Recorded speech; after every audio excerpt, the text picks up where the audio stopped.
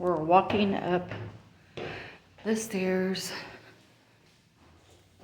of the hotel because when we were walking out of our hotel, the fire alarm went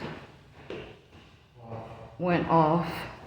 And when we got to when we got to the elevators, the door, there was this big, huge door that closes in case of fire. And it came towards us and it was so scary. Now we're walking up the stairs because the alarm